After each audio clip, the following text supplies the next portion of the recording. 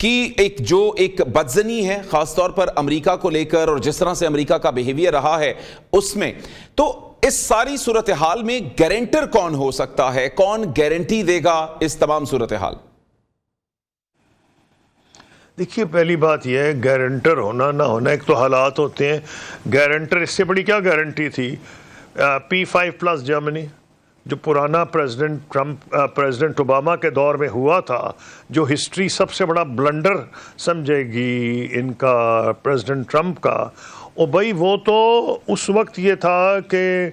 جس لیول پہ لے گئے تھے، اگر ایران بم بنانا چاہتا اس کو 1.5 2 3 سال لگ جانے تھے، جو جس قسم کی انسپیکشن تھی. اب تو وہ 3 مہینے میں بنا سکتا ہے،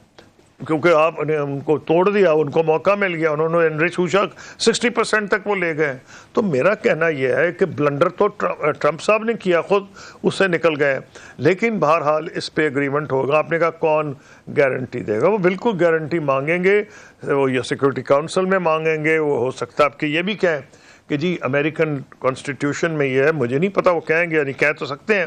کہ جناب آپ کانگریس سے ریزولوشن پاس کرائیں کہ یہ نہ ہو کہ اگلا امریکن پریزیڈنٹ آ کے ٹرمپ صاحب کی طرح فیس کوڈ آ کے رکھ دے.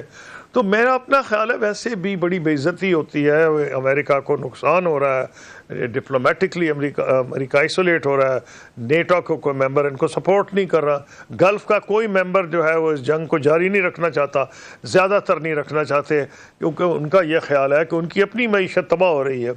تو اس میں ان کو جن کی خاطر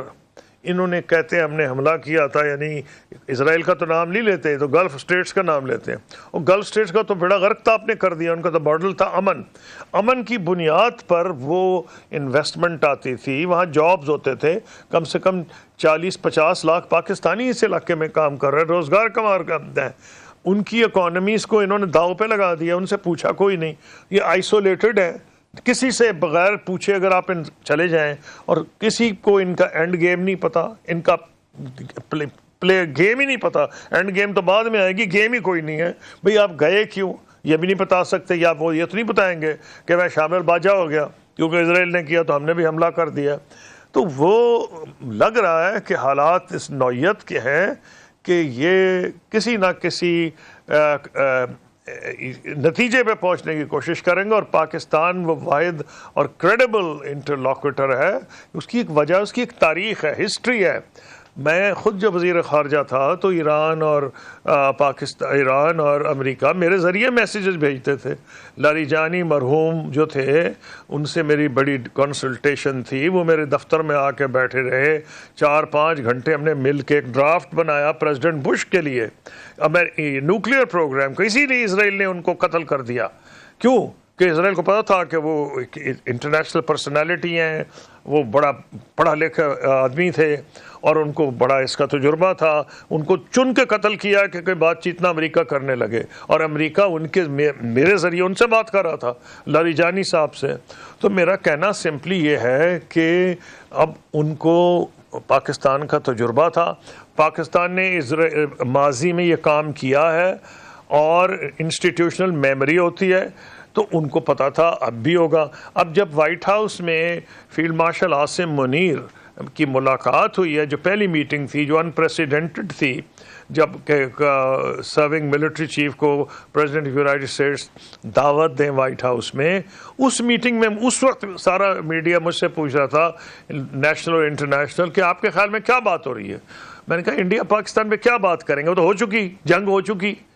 ماشاءاللہ Pakistan has outdone India, has performed very well. تو بات اگر ہوگی وہ مستقبل ہے، وہ ایران کے بارے میں بات کریں گے پاکستان سے. وہ بات سچی ثابت ہوئی، کیونکہ ہمارا تجربہ بھی ہے، اور ہم ہی ان کے انٹرسٹ لک آفٹر کرتے تھے. In Washington Pakistan embassy used to look after Iranian interests, and Tehran we used to look after American interests. تو ہمیں تجربہ بھی ہے اس بات کا، تو اسی لیے پاکستان پہ ان کی نظریں ہیں. اور یہ بھی ہے کہ ان کو اندازہ ہے کہ پاکستان ڈپلومیٹکلی ماضی میں ایسے بہت سے کام کر چکا ہے. 73 لوگوں کو یاد ہے اسرائیل جب ہنری کسنگر ماؤ زے تونگ کو ملنے گئے، بعد میں پریزیڈنٹ پریزیڈنٹ نکسن گئے، اس کے بعد جنیوا اکارڈز ہوئے جب افغانستان سے فوجیں نکالی گئیں روس کی، اس کے بعد دوحہ اکارڈز ہوئے جس سے پاکستان نے پہلے مری میں میٹنگ کروائی پھر دوحہ میں کرائی، جس کے نتیجے امریکن ایک دوسری سپر پاور کی فوجیں امریکہ سے نکلیں، اور اس لیے پاکستان کا ایک رول رہا ہے اس قسم کی چیز میں، اور اسی لیے پاکستان کے اوپر، اور کیونکہ دونوں کو اعتبار تھا، تو میں یہ سمجھتا ہوں اب جو فیلڈ مارشل وہاں گئے ہیں کوئی شک ہی نہیں کہ اور وہ کیا کرنے گئے، یہ تو مجھے سمجھ آ رہا ہے کہ اگر پرائم منسٹر ٹریول کر رہے ہیں وہ تو ہے کہ جو کوارڈ کی میٹنگز بھی ہونے والی ہیں، اور اس میں ترکی، مصر، پاکستان، سعودی عربیہ ہے، چاہے یہ نئی قسم کی ڈیفنس ارینجمنٹ ہے یہ آنے والا وقت بتائے گا، اور سعودی عربیہ اور پاکستان کا تو آلریڈی ڈیفنس الائنس ہو گیا ہے، اور آپ نے دیکھا ہوگا کہ ترکی کے صدر نے بڑا سخت ایک بیان دیا تھا اسرائیل کے خلاف، ان کا اگر پاکستان اس میں شامل نہ ہوتا جو اس وقت نیگوشیشنز ہو رہی ہیں ہم اسرائیل کو سبق سکھا دیتے، تو میرا کہنا آپ کو یہ ہے کہ چانسز یہ ہیں کہ یہ بات آگے چلے گی، اور یہ تو پریزیڈنٹ ٹرمپ کہہ چکے ہیں کہ اگلی میٹنگ اسلام آباد میں ہوگی، وہ کس لیول کی ہوگی، کیا وہ آفیشیل لیول میٹنگ ہوگی جو کہ ہونی چاہیے تھی وائس پریزیڈنٹ اور اسپیکر اور فارن منسٹر کی میٹنگ سے پہلے اور نہیں ہوئی، یا اب کہ کیا پریزیڈنٹ ٹرمپ خود آئیں گے، آئی ڈونٹ نو، وہ تو تبھی آئیں گے جب ساری ڈیٹیلز طے ہو جائیں گی، نہیں تو وہ تو نہیں آئیں گے، تو بٹ اینی وے اسلام آباد ہی کا ذکر ہو رہا ہے، اور اسلام آباد نے پروو کیا ہے ہسٹوریکلی آلسو کہ وہ ایک کریڈیبل انٹرلوکیٹر ہے between Iran and United States.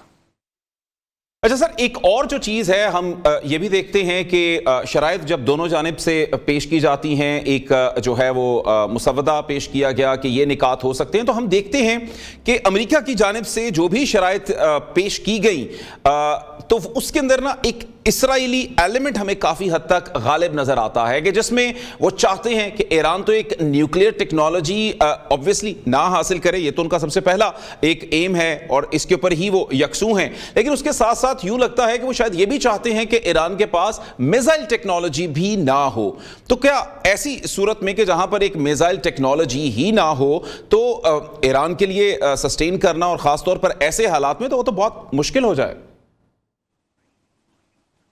نہیں، میں تو نہیں سمجھتا کہ انہوں نے یہ کہا کہ وہ اپنے میزائل پروگرام سے دستبردار ہو سکتے ہیں، کب کہا انہوں نے یہ؟ انہوں نے تو کبھی بھی نہیں کہا، اس کی وجہ اسرائیل تو ایک نیوکلیئر پاور ہے، ساری دنیا مانتی ہے کہ وہ نیوکلیئر پاور ہے، اور اس نے کئی مرتبہ حملے کیے ہیں لبنان پہ، شام پہ، اور ادھر کیا نام ہے یہ جو ابھی جو ریسنٹلی ان کے جھگڑے ہوئے ہیں ادھر فلسطین کے اندر، ویسٹ بینک کے اوپر، غزہ میں، وہ تو ایک ایگریسو پاور ہے، اور انہوں نے ایران پہ ایک دفعہ نہیں 2-3 دفعہ ریسنٹلی حملے کیے ہیں، ان کے نیوکلیئر ایسٹس پہ حملے کیے ہیں، تو ان پہ اعتبار کیسے کیا جا سکتا ہے؟ بھئی Iran is not a nuclear power, تو اس کا دفاع صرف میزائل سے ہے اور ڈرون سے، اور وہ کیسے چھوڑ دے گا جب نہ پیس ٹریٹی ہے نہ کچھ ہے؟ تو مجھے تو نہیں خیال ہے کہ وہ اس سے وڈرا کریں گے۔